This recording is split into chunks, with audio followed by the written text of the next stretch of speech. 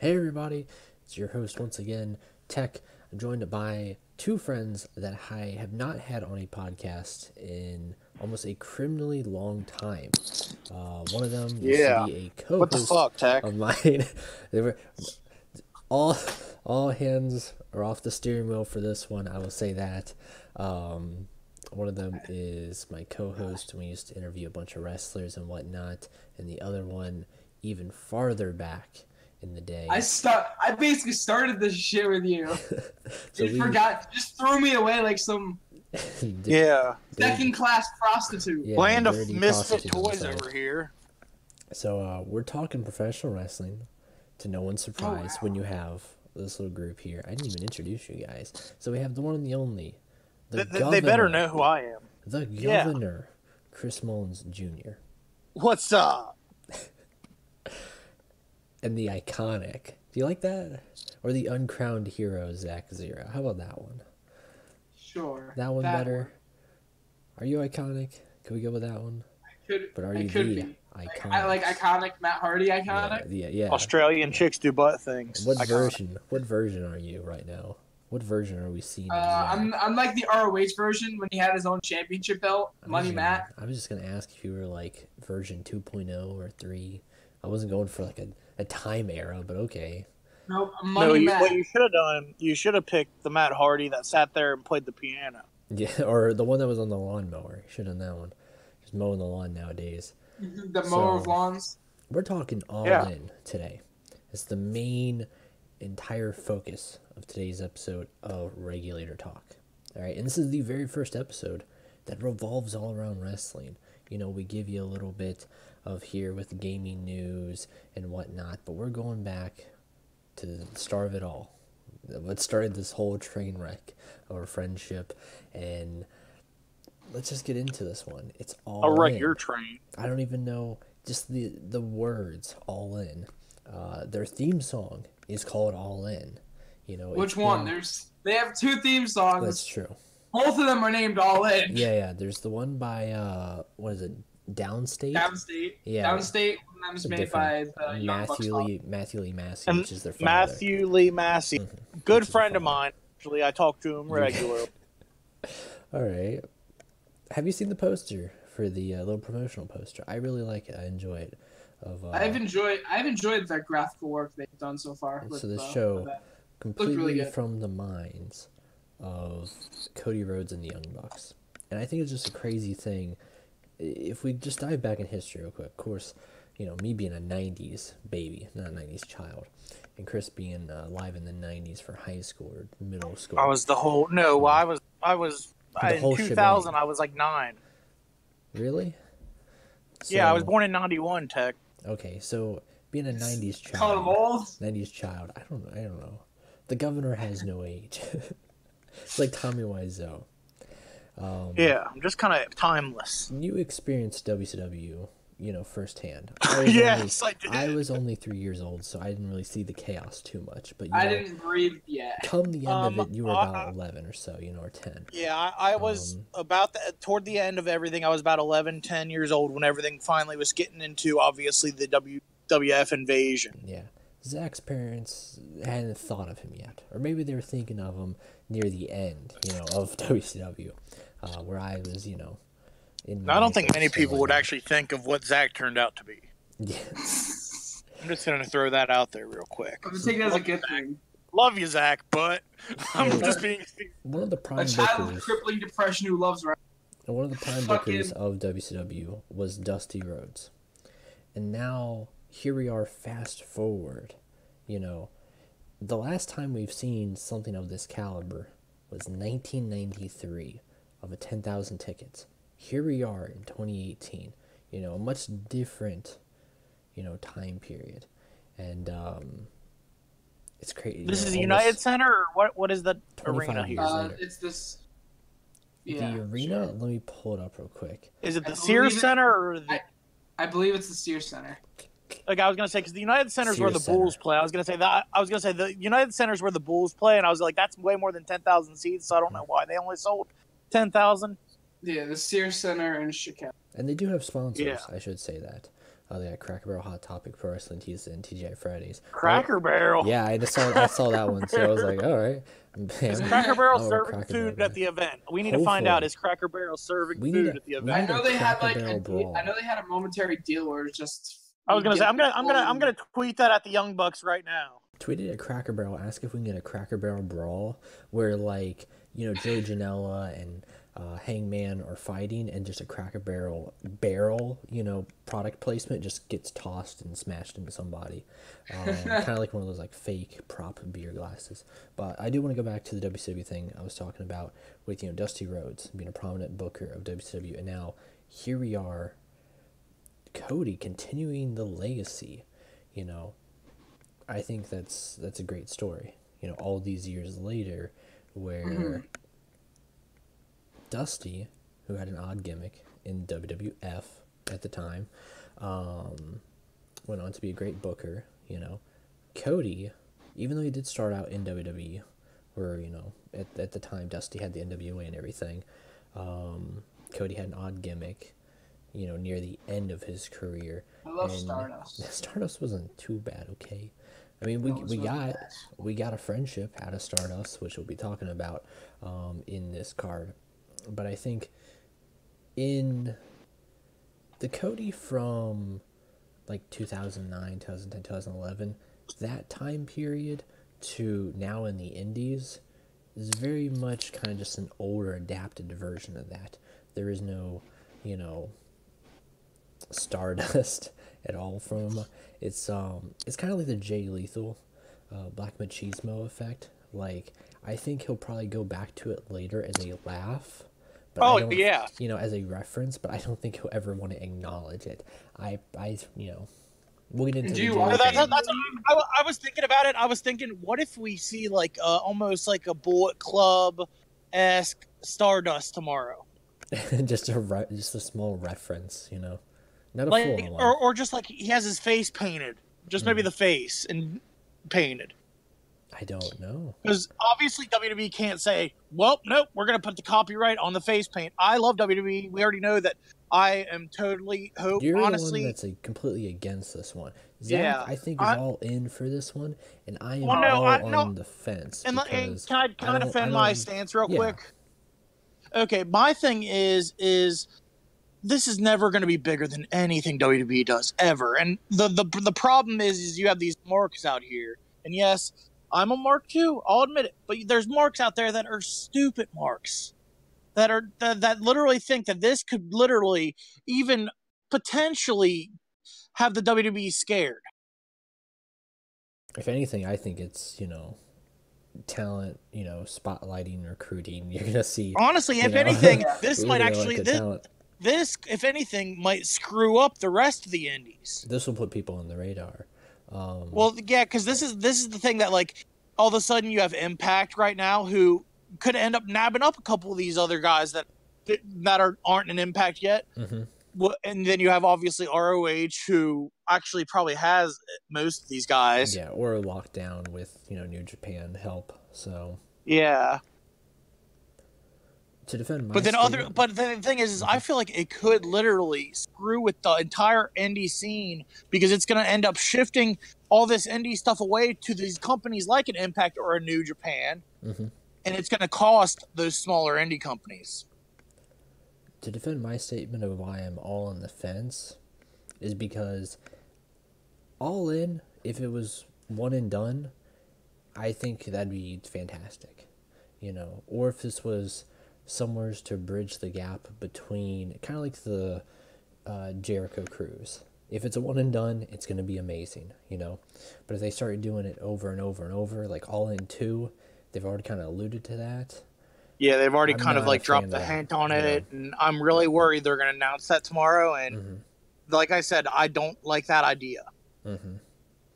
Because eventually, because if this becomes a regular thing, eventually it's going to catch the radar. Yes, or someone's going to get the idea and be like, well, if we keep on doing All In 1, All In 2, All In 3, or Jericho Cruise 1, 2, 3, what's preventing just making a company, you know? So, I mean, competition is great for wrestling, but but no one has more money than Vince McMahon again. It comes down to it. So, and I know New Japan's the closest, but even they don't really touch it. I know that the Bullet Club kind of had the agreement from what people have said. I mean, we'll never truly know. It's kind of their people. Again, that's another thing I want to get into is the whole. Well, they got this T-shirt deal with Hot Topic. Hot Topic doesn't make Vince McMahon money. Mm-hmm. Real quick, let me talk about why I'm all in for this one. Yeah. Okay, go ahead. So, I agree to the point where All In 2 shouldn't be a concept at all. It should stick to the one-off because it's been so built as the biggest independent wrestling show in history. And it's insane. Hold on a moment.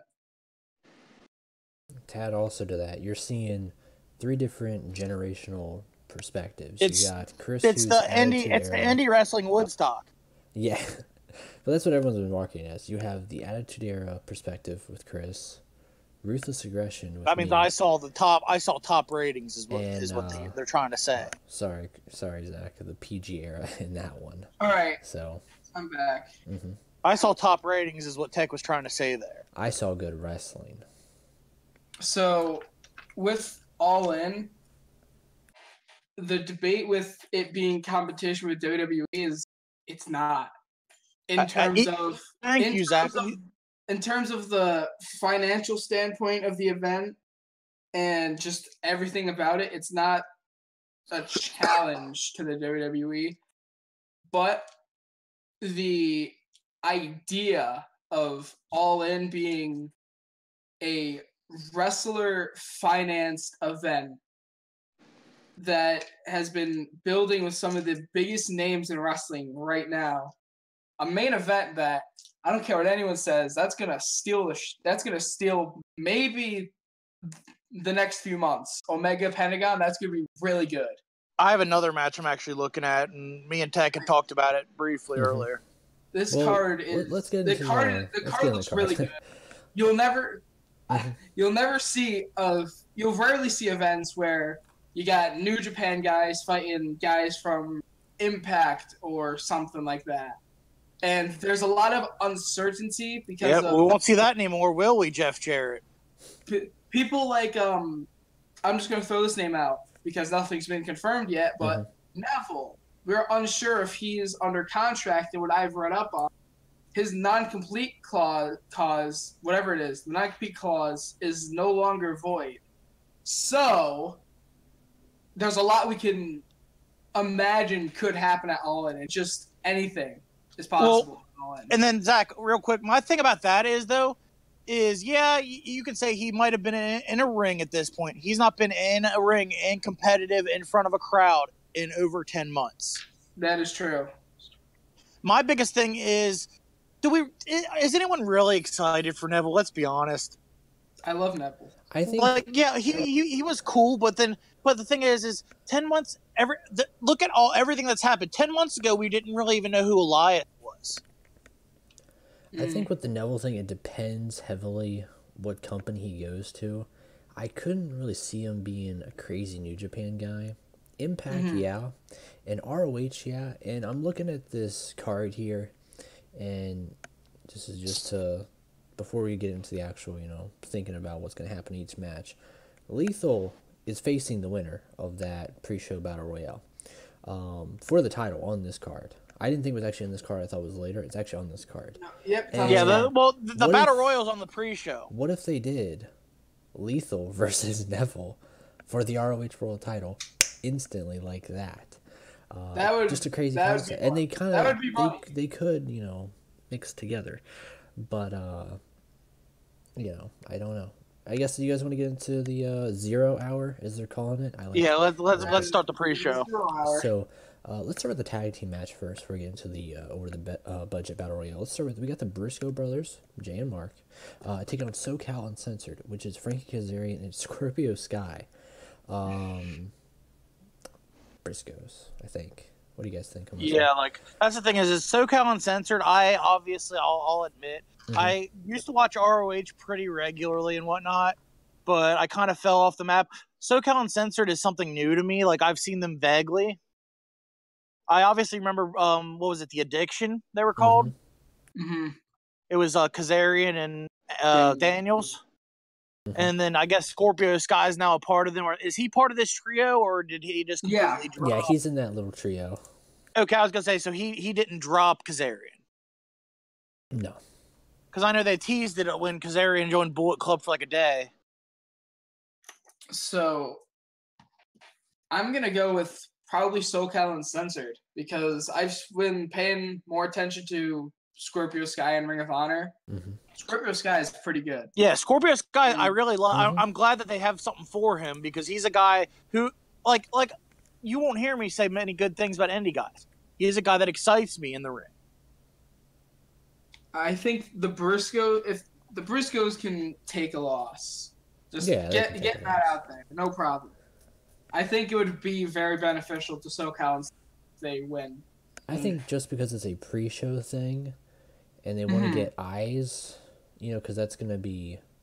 I'm pretty sure if they're doing, this is the free on. This is on WGN America. This is a free hour. So the pre-show has the potential to get more views than the actual event. I think we'll get a good segment somewheres also. Mm-hmm. And of course the 2 matches. We have to get some segments on this show. I couldn't imagine it just be all wrestling based. Because you want to have that nice flow, not burn people out crazily with wrestling. I think it might be how New Japan does it, to where they give like a 2-3 minute break between matches or something like that. Yeah. That's what I can imagine. Yeah. So you guys both saying SoCal Uncensored? I'm saying SoCal. What are you saying, Chris? Chris is currently of the muted. I believe he said the Briscoes. I believe Chris was all in on the Briscoes. Chris, what was that one? Yeah, sorry about that. But yes, Briscoes, just for the fact that it's on the free TV and SoCal Uncensored is not that big of a thing in it yet. Mm-hmm. Like, it's still relatively new compared to the Briscoes, who are obviously, they've been around for years. They're one of the best indie tag teams out there. Yeah. And so this is where you want to sell. Like, you want to sell this show. Mm-hmm.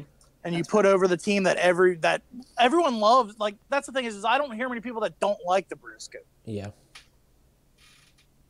Okay. And so what you're trying to do because there's only to my knowledge, correct me if I'm wrong, it's this and then the over budget battle royal are the only 2 matches on the pre-show. Yeah, 0 hour. Given it's only like an hour, so the battle royal will take a while, even though it is like 15 people. But is it Royal Rumble style or is it? It is.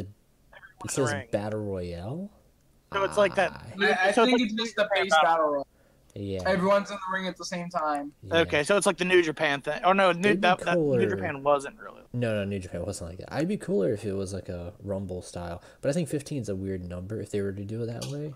So I don't know. Mm-hmm. Over the budget battle royale, let's talk about some of the people in here. Jordan Grace, I think, is that our female? She's kind female. Of larger. She's a larger individual. She wants that ROH title. She said it multiple times. We got Moose, Impact Zone, Rocky Romero, Impact, Colt Cabana, which is an interesting one. Chicago's finest. Ethan Page, Brian Cage, both Impact. Billy Gunn, who is no longer. Billy Gunn, I like that name. He's no longer a butt man. He's a breast man. Yeah. He's an ass man. Look that up. Jimmy Jacobs, another Impact guy. Marco Stunt, which is a little dude, not a midget, all right? I was going to say, I didn't know who Marco Stunt was. He's very small. He just got out of TW, so that's fine. Yeah, very small dude. Pretty cool. We've seen some stuff on him. Brandon Cutler? I know Brandon Cutler. Sounds familiar. I don't know where I know him from. Sounds familiar. And Punisher Martinez. I'm not crazy Punisher Martinez fans. I don't know what you guys might be, but I'm not crazy about him. No. So that's all the names. We're still missing. Discount Baron Corbin. We're still missing a couple. So I think we're missing like 4.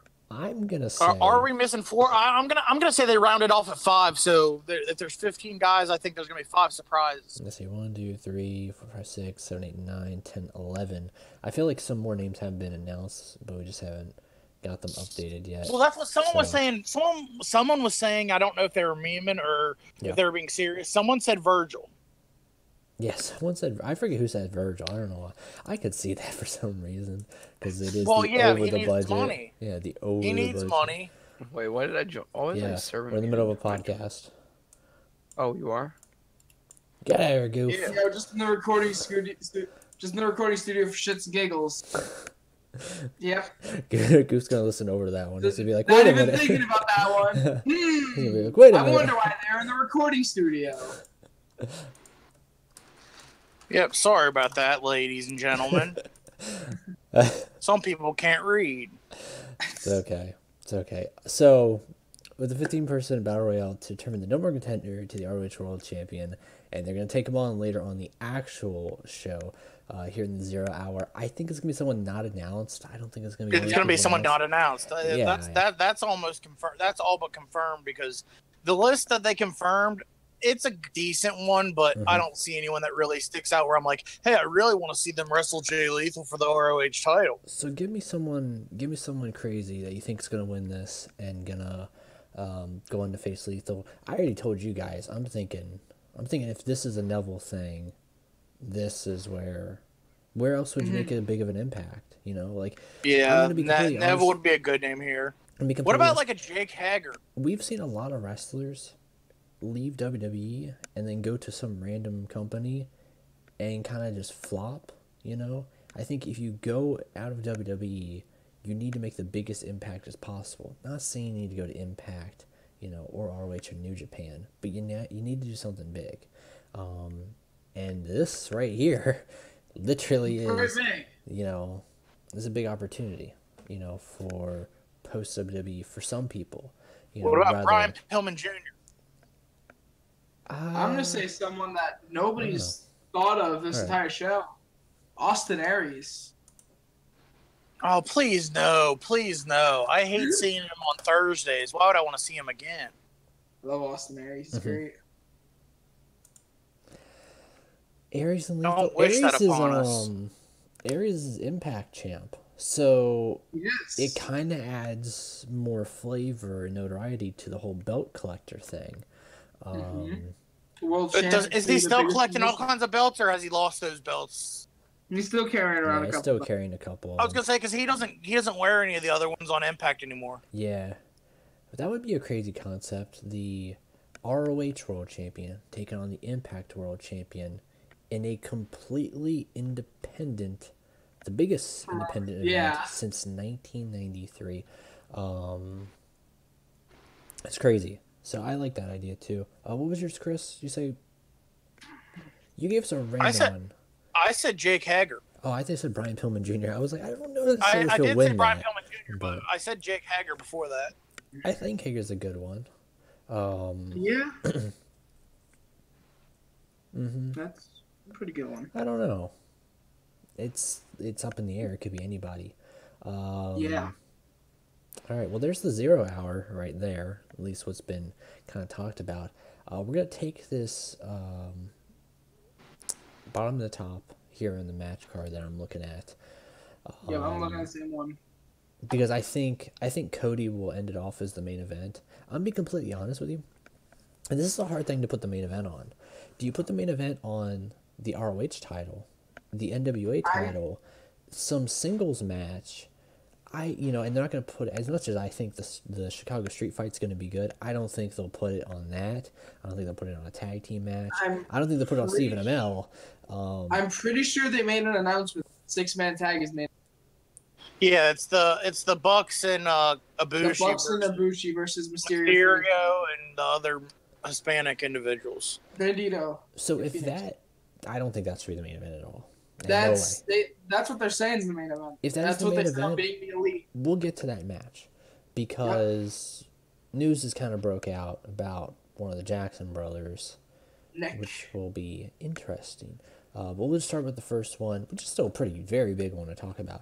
Mr. Kenneth Omega the IWGP heavyweight. Think about this. We have a situation where, you know, the Jericho Cruise is the only other event where this could happen. But this right now is the closest one that I can think of where we will have a New Japan World Champion, an ROH World Champion, potentially an Impact World Champion, Lucha Underground World Champion. Like, every big company that's on television that's not World Wrestling Entertainment, their world champs is going to be there. Represented. You know, and no disrespect to like places like Evolve that I like, you know, that are still out there, but they're just not as big. Well, Evolve has that thing with WWE, so Evolve would never have been involved in this. So I think just, you know, it's very. There's not really many UK based people. That's. I really shouldn't. I didn't see many at all. Aside from like Marty, I shouldn't say it in that sense. It's a little bit more difficult in the way of the UK people, as it's funded by pro wrestlers. They have to pay for travel and everything. Yeah. Well, and the WWE they didn't have much leeway. The WWE over the last year has made a lot of changes, made a lot of decisions, and pushed things in a certain area where, okay, now we have the UK division, and we have that working agreement with Evolve. Obviously, Velveteen Dream's going to be going over there twice to wrestle. So there's that's two. That's a whole section of the world, and then that's one American indie company that would never be involved in this because of their agreements with the WWE. Nick Aldis is another good one to mention from the UK. I think the only kind of big ones that are like budget to bring over would probably be Okada and like Kota Ibushi. I imagine everybody else would, like, you know, like Jackson's, people like that are funding it. You know, like Omega Omega isn't like publicly funding it, but I'd imagine he'd still be like pretty cool with, you know, just coming over to be a part of this thing. You know, you think with Aldis defending that NWA title, you think Corgan has any money in the event? If you're in Chicago. He's from Chicago, by the way. If you've been watching any of the like Cody Chronicles about this and NWA, it always says at the very end, you know, produced by Billy Corgan Productions, you know, William Corgan, and I think there's gotta be some Billy Corgan stuff in here, definitely. I would say at least a good 20%, maybe not like budget wise a whole, but in terms of like influence on getting this thing really rolling, because you know he wants to have the best thing going for NWA, of course. And if you look at NWA right now, we'll get into this more, this just quick side roll here. If you look at NWA, how they've kind of changed titles, they've changed them in some really weird companies technically. CZW, you know, of course, Championship Wrestling from Hollywood, so it's like their mainstay right now. But I think CZW is very the interesting one, because it was like the one with the pay-per-view with the cage. What was it? The Tournament of Death? Not Tournament of Death. Or Cage of Death? Cage of Death or something. That was like the big one where Nick Aldis won it, and we reported about it. But I want to get back to the very first match, because that's going to be a big one we talk about, of course. Kenny Omega and Pentagon Jr. That's difficult. It's not for any belts. A lot of people say this is going to be a really good match. I think this match might be match of the night. I don't think this match will be match of the night, because you guys are really hyping up that Chicago fight. I'm not a like, fan of Joey Janela personally. I think my thing is it's the only one it's the only match that has a stipulation. I don't think the match is going to be that good. From a brawling standpoint, it's going to stand out from all these other matches. Pentagon and Omega, it's a very weird thing, because Pentagon has been working a very brawl, hardcore-based style, whether it be, you know, in Lucha or Impact or whatever. I was going to say Triple A. But Kenny Omega working a very, very technical, fast-paced style. Pentagon's fast too, which I think that'll kind of even it out. But I think on the spectrum there, you have a more notable technical wrestler, because we haven't really seen Kenny Omega go hardcore, and there's not really going to be a reason for them to go hardcore in this match, I imagine. So I don't think this will be as much of a crazy match that people are hyping this up to be like the main match. I think Okada and Scroll would do better than this one personally, but picking a winner on this one's hard. I gotta go with Omega just because you can't really have the IWGP World Heavyweight Champion lose, but I don't know. Like, it would be a very ballsy thing to have Pentagon Jr. win, but like, you know, what do you do? I mean, if the biggest thing is if you walk out and if you have Cody win, if you have Cody, Kenny, and the Bucks all win, then it's like, okay, cool, you created a show to put yourself over. Yeah.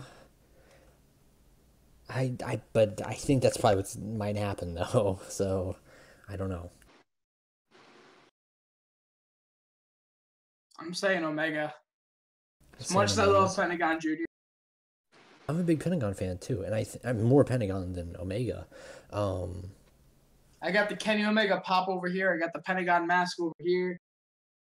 I just think from a business standpoint, there's no titles on the line, so I'm going Pentagon. I just think from a business standpoint, it's really hard to walk back in New Japan and be like, yeah, we just had Kenny Omega lose to Pentagon Jr. And then you're going to have all those people be like, who? Because, you know, they're in different spectrums. Kenny Omega is debatably a larger international name than Pentagon Jr. Yeah. Pentagon has more to gain off of this match. Yeah.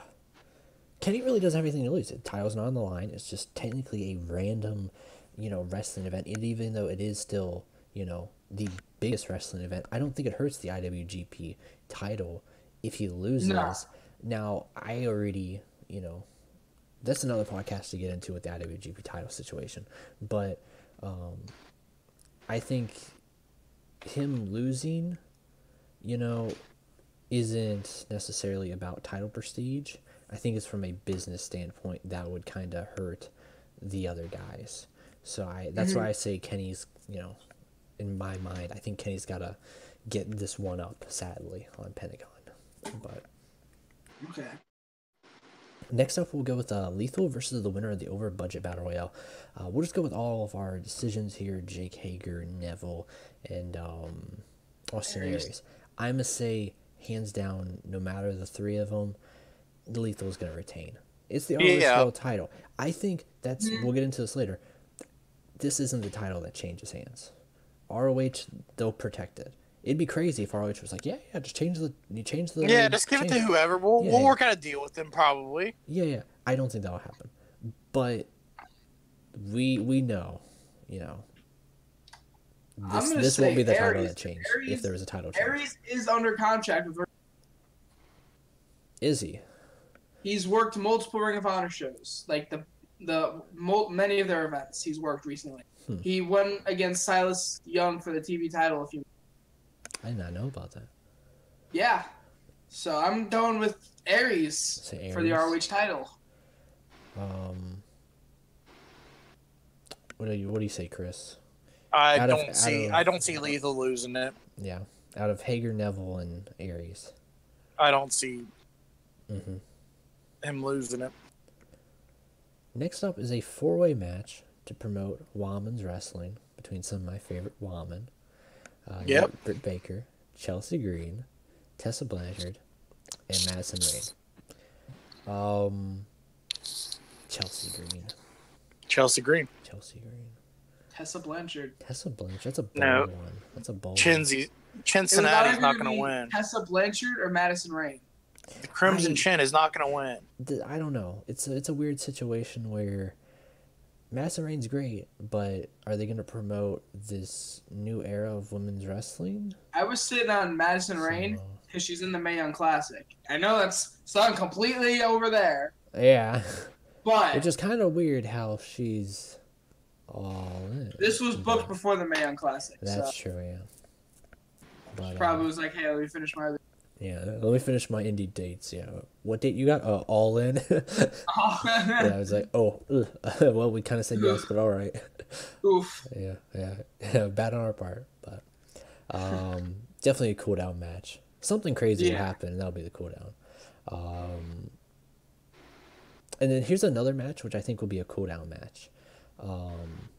Christopher Daniels and Stephen Amell, which has been talked about that if Daniels loses, he's done for. He'll retire. And I think that'll be the case. That's crazy. All in could be Christopher Daniels retiring his last match. What do you think, Chris? I want to hear your perspective. Well, that's what I said. I think Stephen Amell will win and retire from working in armories and bingo halls and go on down to Winter Park, Florida. Is he an NXT guy, though? Yeah. He'd be one of the older NXT guys, like James Storm, but I feel like he'd end up being a trainer. That's what I meant. Oh, okay. Yeah. I was gonna be like, it'd be a different one for NXT. It'd be an older one, but I don't know. I think, what a better stage to give your final huzzah, even though you'll retire to a, actor, entertainer. I shouldn't say entertainer because they're all entertainers. I thought people got upset when The Rock beat them, but at least he was a wrestler. Yeah. So, this isn't Stephen Amell's first match, though. I should say that. He's had a couple matches before this. I think he's actually faced Christopher Daniels before. So, third time's the charm. And I think this will be... his first ever one-on-one. This will be the one. I think he'll beat Christopher Daniels and put it, that'll be the last one for Daniels. Which, it's bittersweet. He retires on a very big stage and something that could, bring a lot of notoriety to a lot of people. Mm-hmm. But Stephen Amell retires him. And I think that's really weird, I know we talk about, football players and, this, that, and the other MMA fighters coming into the business. But an actor coming into the business is, an even... more of a... Actors usually come out of the business. Yeah. It's kind of an eye roller, You're getting your eyebrow twitched on that one. So... I don't think he's going to retire at all. Yeah. Because I haven't seen the report, whatever you saw. I don't think he's going to retire. Let me check that real quick. I'm pretty sure that's the little storyline here going. Christopher... I don't think... I might be wrong, but... Christopher Daniels says he's going to grow his hair out if he loses.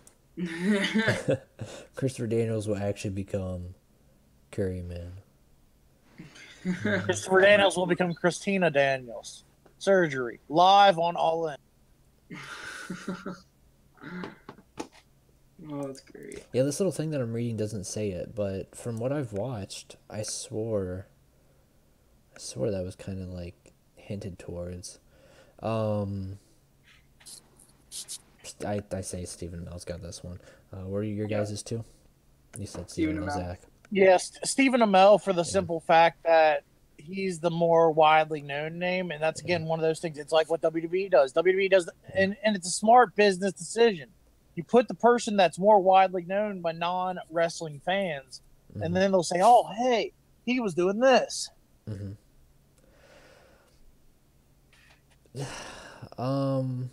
We'll just go to the sixth man next after this one because it's on my list here. Rey Mysterio, Phoenix, and Bandito with Theo Rossi. Is that Sons of Anarchy? That's the dude from. I think that's the dude from Sons of Anarchy. Yeah. I don't know. It was a weird little segment with Rey Mysterio taking off his mask, and I don't know. I don't even know how they'll play into this at all. But he must be a big Sons of Anarchy fan. I don't know. Versus the Golden Elite, who will not be the Golden Elite, maybe because Nick Jackson is ill, severely sick. So does that he's mean... what? He has got like a really bad flu right now or something. Yeah. So it's currently unsure. Is this a storyline or what? This because I have not heard this. Is this a storyline or no? Cody and Matt Jackson were tweeting about it. Oh shit! Like that's the worst time in the world to be sick. But it could be storyline because we live in the wrestling world where everything could be fake, you know? Everything could be fake. Injuries are fake.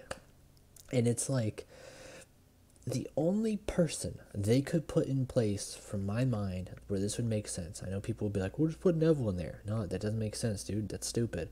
Here's the one person that makes sense, right? Golden Elite. And we've already seen Matt and Nick Jackson have teased. I know they're replacing Nick instead of Coda, but Alpha Club. That's where you could put Jericho in there. I don't know. What are you guys' thoughts? I don't think they'll do a 2-on-3. I like that idea just for the fact that it gives us another big name for that match. Yeah. They're obviously, like, that's why when we were talking about that this could main event, we were saying that because, like, literally, you think about it. This is Rey Mysterio's potentially last indie match. Well, no, there's already big rumors that he's going to appear at very big rumors, yeah. At the he's gonna appear at the SmackDown 1000th episode. Yeah, I saw that. I think that's probably guaranteed. It has to be. He's such a well-known name that he would have to show up. Yeah, and it's been rumored that he was gonna come back to the company for a run for a while, and they just couldn't think of what they wanted to do with him. And now I think they were like, hey, you know what? This is a great time to bring him back in and get things rolling. I think if there is a match that Matt, Nick, Cody, any of them would lose in terms of kind of not wanting to put themselves over in their own show, I think this is the one. I think this would be the one where they would let Mysterio, Phoenix, and Bandito win over them, which sounds crazy because you would have Matt, potentially Chris Jericho, and Kota Ibushi. It could be anybody replacing Nick Jackson, but I think from a big pop logical perspective, to keep everything tied in, that's the important part. This isn't, I don't know, this isn't one of those things where you can be too ridiculous with it and say CM Punk's gonna come out there, but it's not something where you can say that they're gonna build towards All In 2. So, because I think having storylines from All In 1 to All In 2 is going to be very tricky because you don't know who's going to be in the wrestling industry, that far in advance, because it changes so much, whether it be injuries or people getting nabbed or dates being locked or whatnot. So, I think they can't people moving to Florida. I think they can't screw around with storylines too much, but I would have to go with Mysterio, Phoenix, and Bandito winning on this one. I think this will, if there was a match where, they didn't put themselves over in their own event, I think this would be the one. What do you guys take on it? I do want to mention this because we're looking at what they have for the card, but just doing more scrolling, there's a lot of people that are announced for All In. There's a lot of matches that are supposed to be happening that aren't announced. Like, let's see. Best Friends, Chucky and Trent, aren't booked yet. Dalton Castle isn't booked yet. Probably over the budget battle royale. I don't see them replacing Nick Jackson. I think they'll put Dalton Castle in an actual match. Yeah. They'll probably find something for them. I think they'd put the Best Friend tag match. Yeah.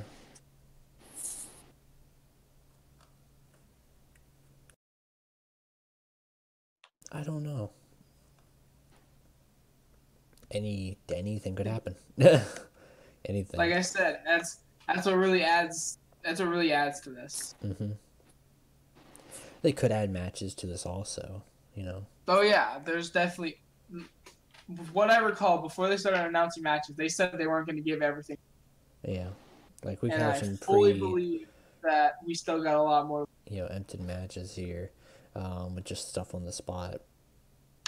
But what's your take on this? Who's winning? Who's walking out, guys? We got 3 more matches after this one. 3 big matches, though. I'm saying Mysterio, Phoenix, and Bandito. Yeah. I don't think Will and Lee are going to walk away with this one. You think they'll make a star out of... I gotta say Bandito, because one's already a TV star. Rey Mysterio is huge. I and think Phoenix Bandito's already. Really good. Like, unless you're living underneath of a rock in the wrestling world, when it comes to watching independent wrestling, sure, if you watch WWE, you don't really know anything about him. But I think if you know anything about independent wrestling, he's pretty big. Like, not only from with Pentagon and Lucha Bros and all that, but stuff he's done in Lucha Underground, amazing. Stuff he's done with Impact, here and there, it's been amazing though. Even in Mexico, wasn't he in amazing. Bola?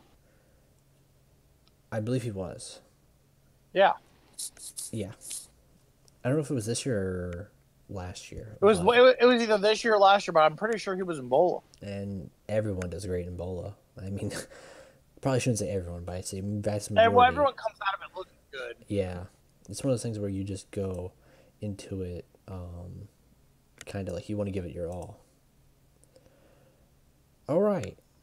Joey Janela with Penelope Ford taking on Hangman Page in a Chicago street fight.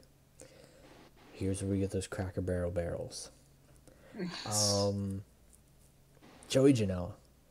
I think it's sad to say, but the Bullet Club might not have like really any wins on this card, except for maybe, in my opinion, Kenny and Cody. But I think this is where they make a star out of Joey Janela. I think this is where everyone starts talking about Joey Janela because, like, obviously, if you pay big attention to the Indies, you know who Joey is. But if you don't, like, if you're just like a casual, hey, I'll watch this because I see Bullet Club, or hey, I'll watch this because I see Cody, or anybody, like any of these fewer bigger names, like a Pentagon. But then, like, Joey Janela is one of those names. I think this is gonna be what turns him into one of those names where you'll soon hear him talked about in these companies that he could potentially be going to, like an ROH or an Impact, maybe even an NXT. We really gotta applaud Combat Zone Wrestling. CZW's put out some amazing people in these last couple years. I mean, they've been doing it for a long time now, but I think definitely these last couple years, like, they've just been knocking them out of the park with people. You know, not just being a hardcore company, but I think just even wrestlers. Like Leo Rush, I don't think anybody saw that one coming out when he was like a Pirate champ and stuff. That's just one good example. Even Ricky Shane Page, you could say, RSP is a really good one right now. Yeah, I didn't know this. I was looking at Joey Janela, like, quick facts real quick. He's actually my height, and he wrestles for PWG sometimes. I didn't know that. I don't watch shows PWG, but I didn't know that one. I mostly knew him from CZW. But I think this would be pretty good. Match of the night, maybe. I don't know. The Hangman. Mainly because I'm not much of a fan of Joey Janela, personally. I just don't see anything Hangman can gain from this. Like, he's already kind of like hit his. I don't think he's ever going to get any bigger on the Indies at this point. Like, he needs to get that call from an NXT. Obviously, like, that's what I'm saying. He's a guy who needs that call from NXT at this point because he can't get any bigger on the Indies. He's hit his plateau. He's in that weird Kenny Omega stage where, if you look at the people at the very top of the Bullet Club when Kenny was there, like, that's where Hangman Page was. He'll never be as low as, sadly, as Chase Owens. Chase Owens might be the one that never moves from very bottom of the Bullet Club. Same with you, he's the one who's just gonna always. He's a Bullet Club for life. Him and Takahashi, very. They're there to put people over. Yeah, very, very bottom. They're still great. They're supposed to take the pinfalls for the Bullet Club. Yeah. Every faction needs to have guys that just are there to where that faction just doesn't seem unstoppable. Exactly. Chase Owens and Takahashi are those two guys. I think that's the part where Hangman Page kind of gets, underrated, because you have at the top Cody, the Golden Elite, Kenny, now Golden Elite, like top of the Bullet Club is the Golden Elite, like very. So no wonder you had the Gorillas break off, which would be something interesting if they showed up. I don't think that'll happen, but I think that would play an interesting dynamic on things. But Hangman Page, a very underrated wrestler. I've seen him wrestle. Yeah, I'm going with Joey Janela on this one. I think it'll be a good match. Maybe not best match. Maybe not show stealer, but very. Yeah, the biggest reason why, like what I told you about this whole thing, is why I'm picking Janela is he has so much more to gain. Hangman Page has hit his plateau on the end. People talk about this because he's in the Bullet Club. He can't get any bigger than he is right now. Mm-hmm. People talk about this because it's not the constant, wrestling, technical. Because if we look at this card, top to bottom, a lot of very technical wrestlers. So when you have, whether it be Stephen Amell, who I don't imagine will be a very technical wrestler when he takes on Christopher Daniels, I think that'll be another thing that adds to Janela and Paige of also kind of standing out in that way, where they're going to have a brawl. They're going to fight. It's not going to be headlock, run the ropes, arm drag, It's going to be all kinds of stuff. It's just going to be like he's just going to throw a Cracker Barrel at the guy. It's just going to happen. He's going to dump biscuit and gravy on him. Yeah, and then he's gonna throw a Hot Topic shirt on him and drop some TGI Fridays. Dude, yeah, this is the match where they get all the sponsors in. They just they one of those like pro wrestling tees presses and just hit him with it, and it has a CM Punk press on there, so he makes his appearance and all in, a little joke there or something. But I don't know. The CM Punk standee, a cardboard cutout. Yeah. Oh. There you go. A fat head. Yeah, they still make those. Yeah. Now the two matches. I think Okada definitely has to co-main event this. Omega Pentagon, I believe, is coming. I don't know where you could put Okada except for the co-main event. I don't know. Maybe because it is America, his name doesn't have as much value. But neither does Marty in that sense. If you're gonna put the argument that Okada's name is not as big in America, then by all means, if you look at Marty, he's not the same guy you guys remember from British Boot Camp in 2012. No, but Marty's doing his rounds across Ring of Honor and the indie promotions across. Just this general area. I've seen Marty. We need one of those returns. I don't think we do. It was just a joke. No way. This match, I think, will be very fun. I think this will be really good. It'll be very fun. Okada and Marty Scurll. Who walks out the winner?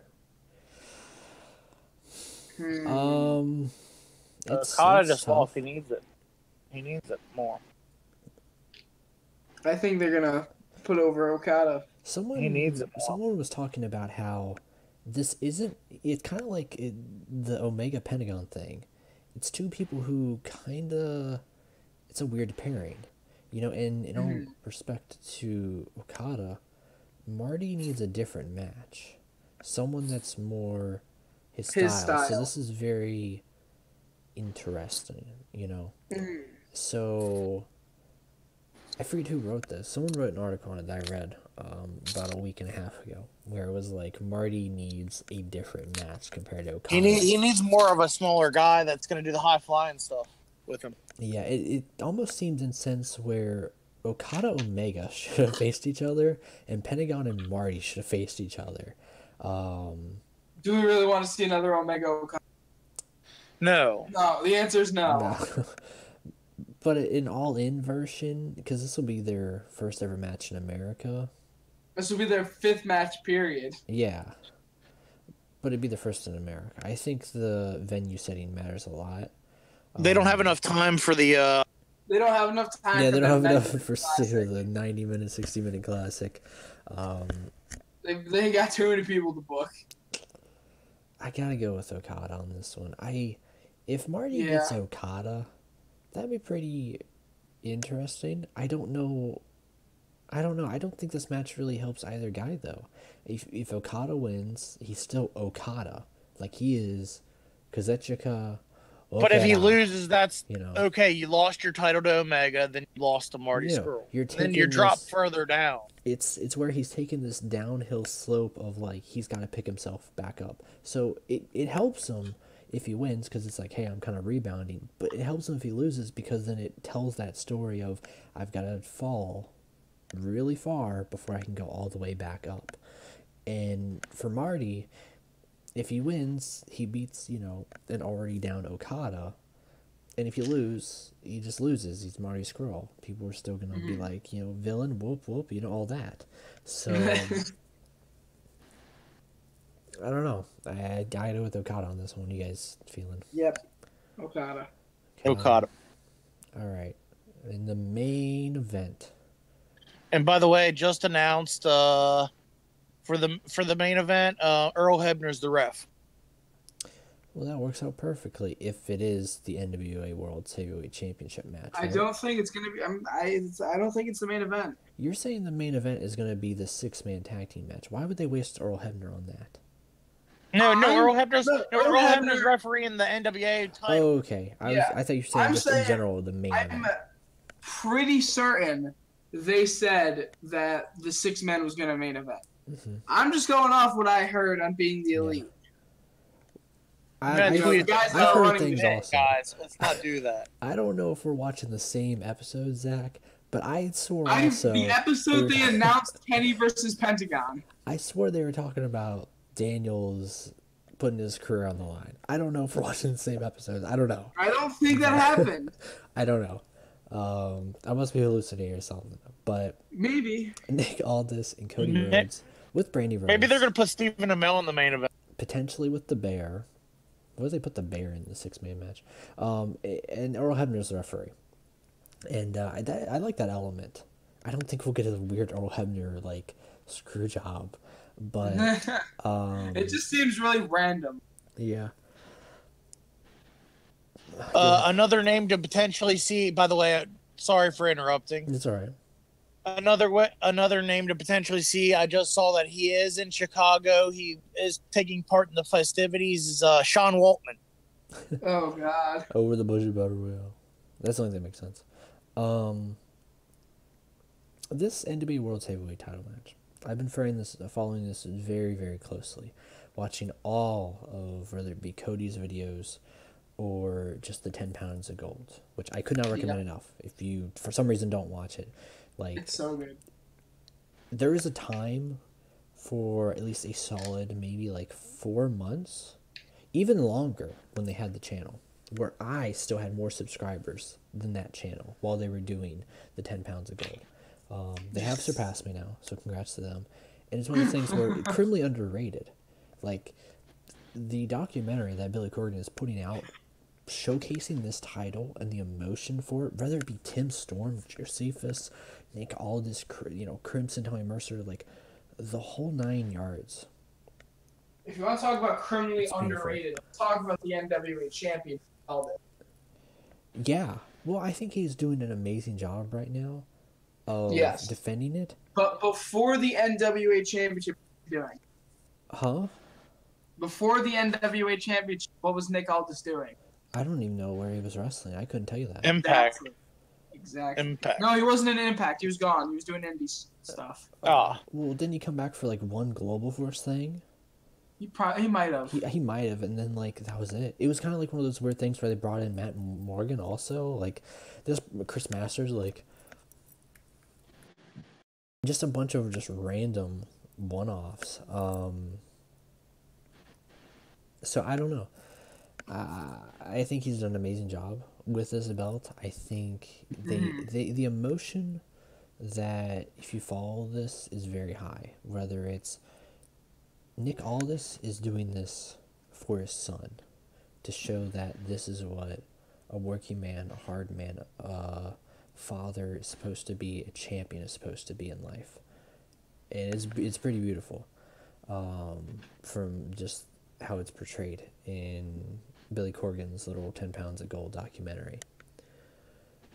Cody Rhodes, on his perspective, is just as good.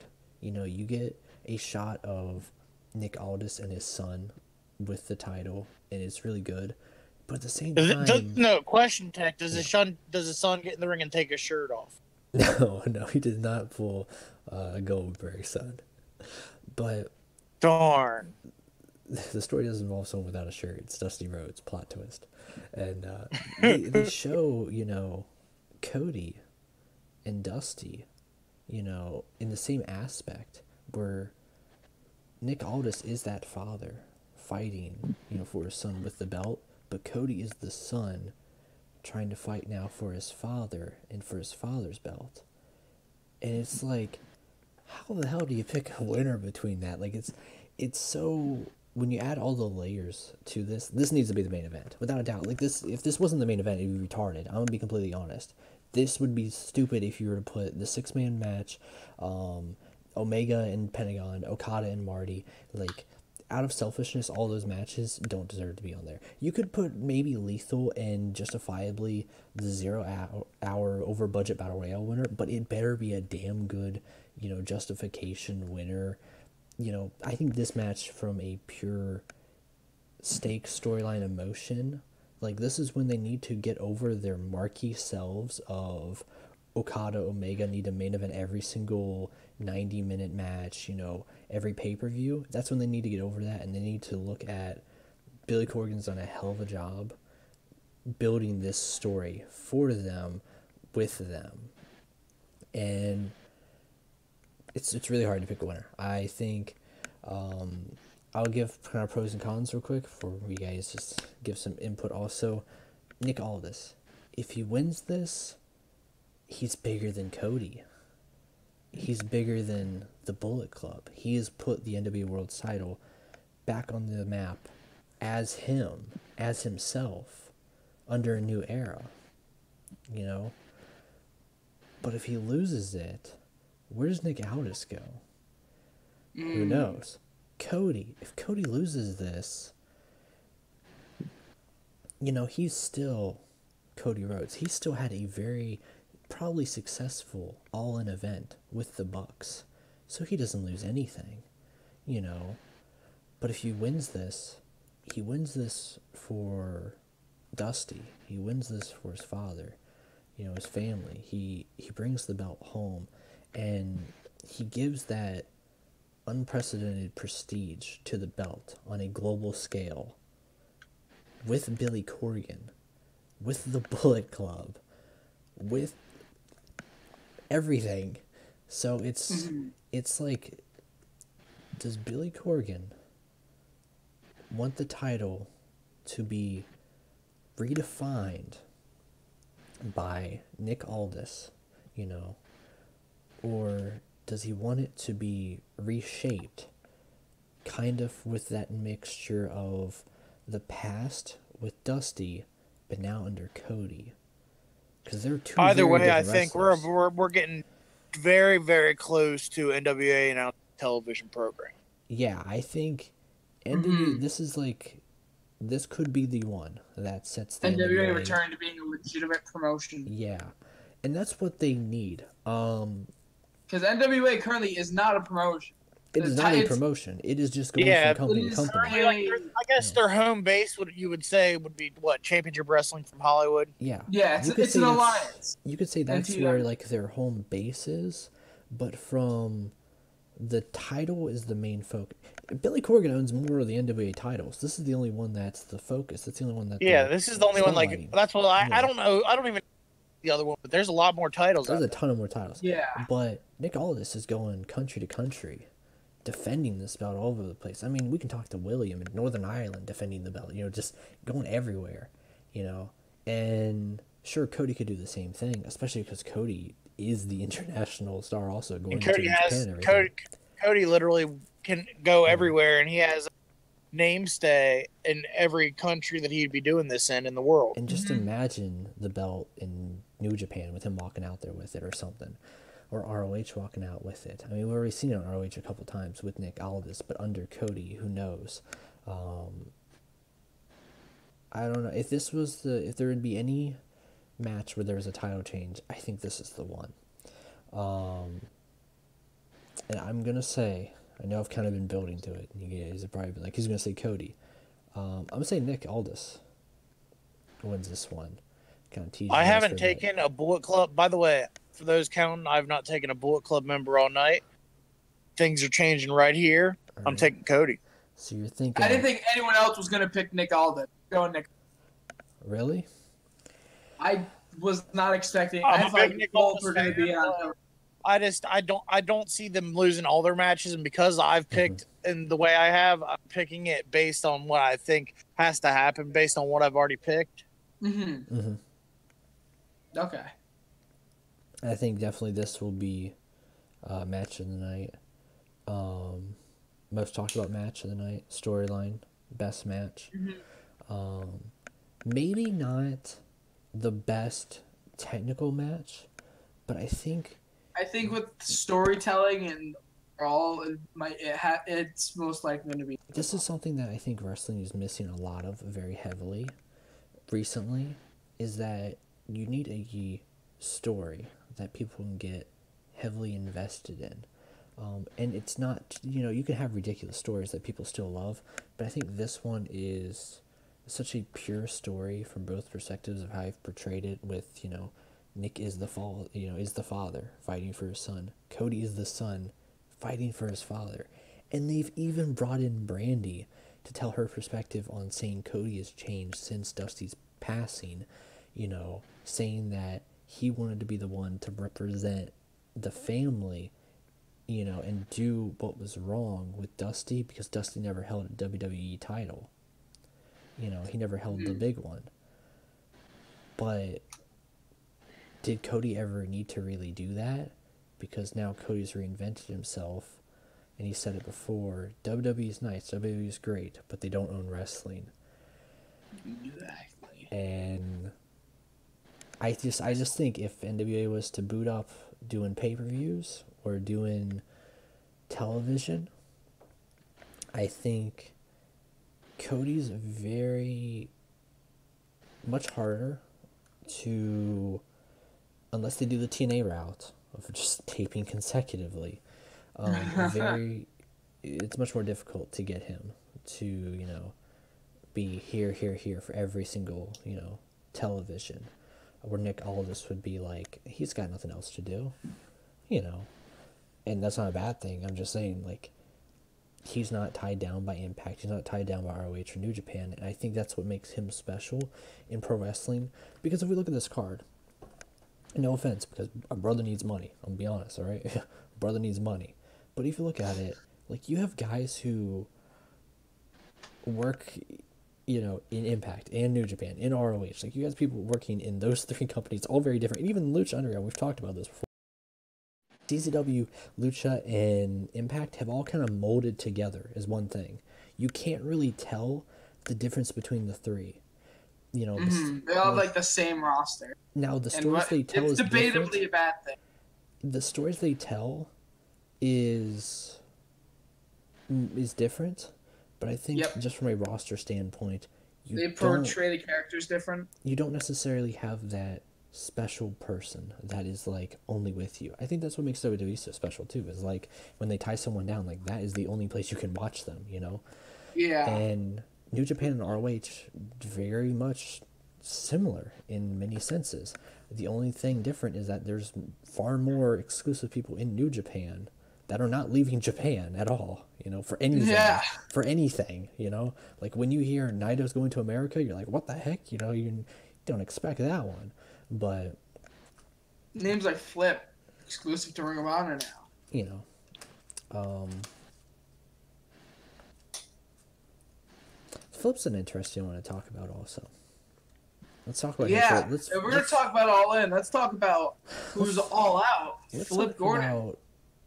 Let's talk about Flip for a little bit before we kind of close things up here, because they're going on our over the hour budget. Tangent. I would say tangent. I think we've brought up a lot of great points. Flip Gordon, if he was to actually get into All In somehow, which he kind of like, it'd be criminal not to include him. Yep. I think there's only two ways to get him in here, and it's over the budget battle royale. Referee. Okay. Did you see the most recent Being the Elite? When was it, today? No, it was like 3 days ago. No, I didn't see it. Flip was talking to Matt. He was trying to get Matt to be a referee for All In. I don't know. I don't know how that could make any sense. He wants to referee the 6-man. Welcome to wrestling. Please don't make that the main event. God. I was saying over the budget battle royale, which if he wins it, and he goes to face Jay Lethal. They can have a great match, and that could be a potential. Like maybe he gets the ROH title, and it's like a wow, did not see that coming. You know, that type of deal. Yep. And that puts him above the map. Like we talk about putting someone on the map, on the radar. He is like he is like he broke he is the map. He broke the radar. He is above the map. Like the world knows Flip Gordon is ROH World Champ in the eyes of the independent circuit, which is very interesting. Hell of a wrestler. If you saw his match with Nick Aldis, hell of a match. A lot of heart put into it. Or for some, I just thought this was like, if they go the serious route, they put him in the over budget, he wins it, faces Lethal, there's that. But if they want to be funny with it, they could also put him in like a mask in the over budget. I was gonna say they put him in the Golden Elite match, where Nick is sick or whatever, has sniffles, he's got the flu, and they're like, well, we're gonna bring in Barry the Drug-Free Bear, and then he takes off the thing and it's actually him. Oh my god, that'd be great. Which wouldn't make sense because he's been in the same proximity as the bear, so it'd be like he beat up the bear or something. I don't know. But and storyline with being the Elite, Nick Jackson and Barry the Business Bear are feuding, or Bernard the Business Bear. So I mean, hey, if they, I don't know. That'd be neat. Anything you guys want to wrap it up on? Any final comments or things? Predictions for after this?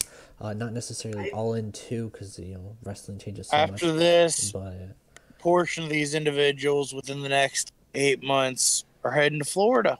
I think All In. I think they'll go to Canada. I think we'll get some in Canada too. All In is going to be the greatest independent show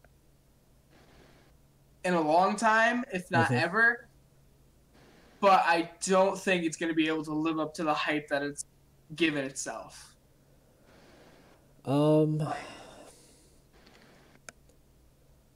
know. Because it's being held on a pedestal to be a competition with the WWE. Financially, impossible.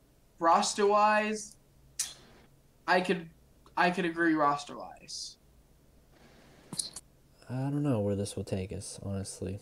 And that's the fun little world of wrestling we live in, my friends. And tomorrow is All In. This video is actually going up the same day as All In, so you'll be watching it later in the day. Put it up or you'll see it. You'll see this video after, and you'll just be like, "Hey, all right, stuff happened or didn't." But Congratulations. But anyways, my friends, it's been a blast having you. And I know we'll all be watching it for our All In party. And till the next time, peace out, everybody, and keep it safe.